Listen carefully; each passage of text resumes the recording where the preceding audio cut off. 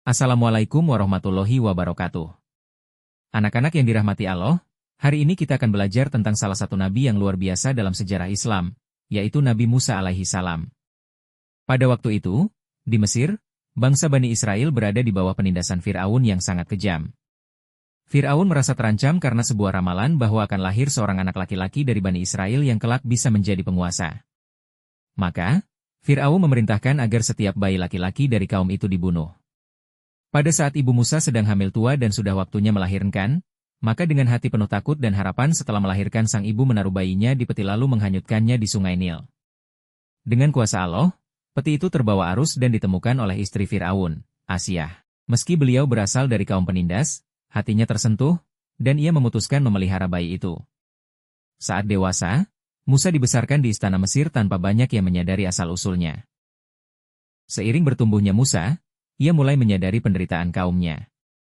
Suatu ketika, ia melihat seorang Mesir menyiksa orang Bani Israel, dan Musa turun tangan. Namun dalam upayanya, tanpa sengaja ia membunuh orang tersebut. Karena khawatir, Musa melarikan diri ke negeri Madian. Di Madian, Musa menolong dua wanita dengan menggembalakan ternak mereka. Karena kebaikannya, ia tinggal bersama keluarga mereka dan menikahi salah satu putri Nabi Syuaib alaihi salam. Ia menetap di sana selama bertahun-tahun dalam diam dan doa, menanti waktu yang tepat. Pada suatu hari, ketika Musa sedang dalam perjalanan, ia mendekati Gunung Tur. Di sana, Allah mempertemukannya dengan hikmah ilahi. Allah menyampaikan bahwa Musa diutus kepada Fir'aun dan kaumnya, agar mengajak mereka ke jalan kebenaran dan membebaskan Bani Israel dari perbudakan. Allah memberikan tanda dan mukjizat, tongkat Musa bisa berubah menjadi ular, dan tangan Musa bersinar cahaya, sebagai bukti bahwa beliau adalah utusan Allah. Dengan bekal itu, Musa bersiap menunaikan tugas agungnya. Musa bersama saudaranya, Harun alaihi salam, mendatangi istana Fir'aun. Mereka menyampaikan risalah tauhid, memanggil Fir'aun agar berhenti menyekutukan Allah.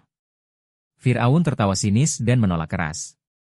Ia menantang Musa untuk menunjukkan mukjizat bila benar ia nabi. Maka, apabila diminta, Musa melemparkan tongkatnya, tiba-tiba berubah menjadi ular besar.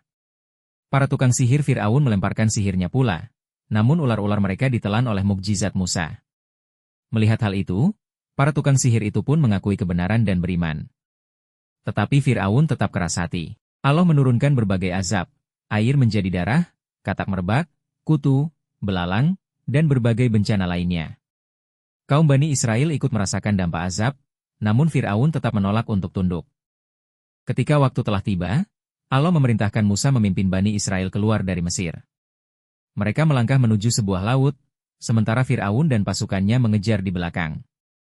Rasa takut menyelimuti kaum Musa. Tetapi Musa tetap tegar.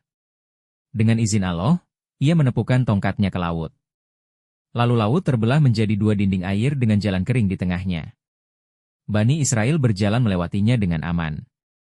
Setelah mereka selesai menyeberang, air kembali menutup dan menenggelamkan Fir'aun bersama tentaranya. Pada saat-saat terakhir, Fir'aun mencoba mengaku beriman karena takut, namun Allah menolak imannya, karena iman yang dibarengi ketakutan tanpa kesungguhan tidak diterima. Setelah itu, Musa memimpin kaumnya melanjutkan perjalanan. Di Bukit Sinai, Allah menurunkan Taurat sebagai petunjuk bagi Bani Israel. Namun perjalanan itu tidaklah mulus. Kaum itu diuji dengan berbagai cobaan, kelaparan, dahaga, serta godaan untuk menyimpang dari iman. Mereka pernah membuat patung anak sapi dan menyembahnya, padahal mereka telah melihat mukjizat besar sendiri. Musa sangat sedih dan marah, namun tetap memohon ampun untuk kaumnya dan mengajak mereka kembali pada tauhid. Dalam perjalanan, ketika seseorang dibunuh dan mayatnya tidak diketahui oleh siapa, Allah memerintahkan Musa agar menyembelih seekor sapi betina, kemudian sebagian daging sapi itu digunakan untuk menyentuh mayat. Maka sang mayat hidup kembali dan memperlihatkan siapa pelakunya. Itulah hukum Allah yang menegakkan keadilan. Setelah itu, Musa alaihi salam tetap memimpin kaumnya, mengingatkan mereka agar bersabar dan taat kepada Allah, sampai akhirnya tiba saat mereka memasuki tanah yang dijanjikan. Kisah Nabi Musa alaihi salam mengandung banyak pelajaran, keberanian menyampaikan kebenaran, meskipun menghadapi penguasa zalim.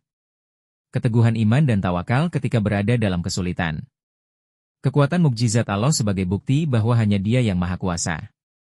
Pentingnya kesadaran dan keikhlasan dalam iman, bukan iman karena ketakutan atau tekanan.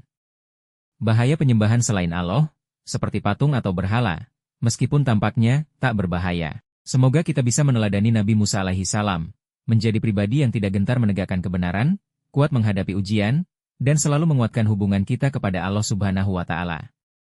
Wassalamualaikum warahmatullahi wabarakatuh.